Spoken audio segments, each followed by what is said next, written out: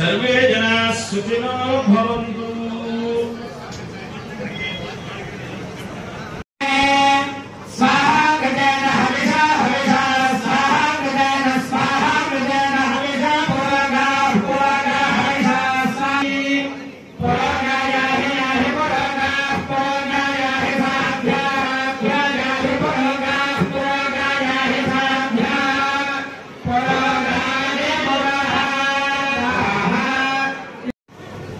ఈనాటి ఈ కార్యక్రమాన్ని కాకినాడ ఆనంద్ వారి అధ్యక్షతన ప్రారంభించాల్సిందిగా కోరుతున్నాను.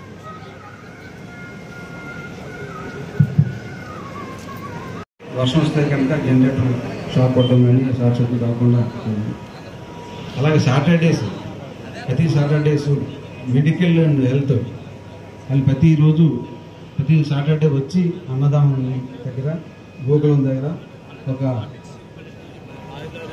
ఉన్నామండి, గురుగా ఉన్నామండి.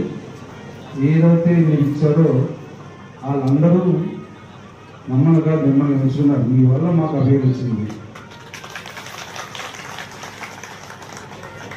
అలాగే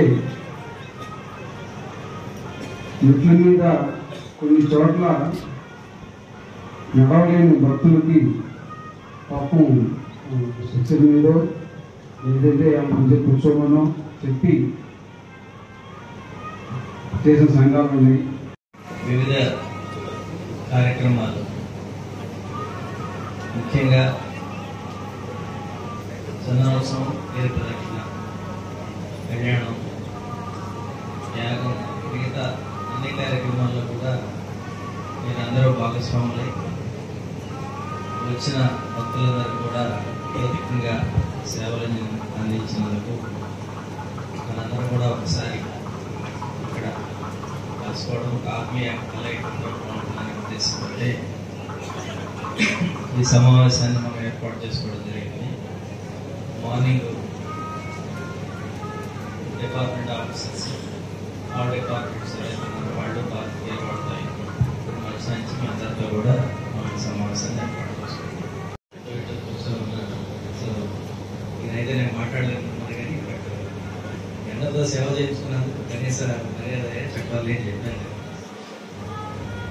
ముఖ్యంగా స్వామివారి చందనోత్సవం తర్వాత మీరు కానీ పబ్లిక్ ఫీడ్బ్యాక్ ఎవరన్నా చూసారో లేదో నాకు తెలియదు. చాలా పబ్లిక్ నుంచి లేడీస్, తర్వాత బెంగళూరు నుంచి వచ్చాము, ఇక్కడ ఆర్మీ నుంచి వచ్చారు. వారు చెప్పిన ఒక విషయం మనసులో హద్దుతున్న విషయం ఏంటంటే, స్వామివారి దర్శనం జన్మలో మేము ఇంత గొప్పగా చేసుకోలేదండి, స్వామివారి దర్శనం అద్భుతంగా ఏంటంటే అబ్జర్వేషన్ నేను మీకు మనం ఫోర్త్ సైడ్ దగ్గర ఫోర్త్ ఇది ఉంది. అదేవిధంగా కొన్ని ప్రైవేట్ కళ్యాణ మండపాలు అట్లీస్ట్ మనం వీటన్నిటిని తీసుకొని అక్కడ రెస్టింగ్ పాయింట్స్ కానీ ఏర్పాటు చేసి అక్కడ ఎలాగో టెంపరీ టాయిలెట్స్ పెడతాం, టాయిలెట్స్ పెడతాం, అక్కడ పెట్టి అక్కడ మనం కొంత వారికి ఏదైనా ఈ వాటర్ కానీ అదర్ వచ్చి నేను 3 రౌండ్లు తిరిగి నేను వెంటనే స్వామివారి దర్శనం అప్పటికి 3:10 కల్లా మా స్వామి రెడీ స్వామివారి దర్శనం చేసుకున్నాం. వెంటనే భక్తులు దర్శనం 5 గంటల తర్వాత కానీ దర్శనం దొరుకుతున్న భక్తులకి 3:20కే దర్శనం జరిగింది. ఇది స్వామివారి కార్యక్రమం. మన గిరి ప్రదక్షిణ మీరు చూస్తే ముందు రోజు కూడా హెవీ రైన్ కార్యక్రమం చేసే పరిస్థితి ఉందా లేదా అన్న మీమాంసలో అధికారుల పక్షంలో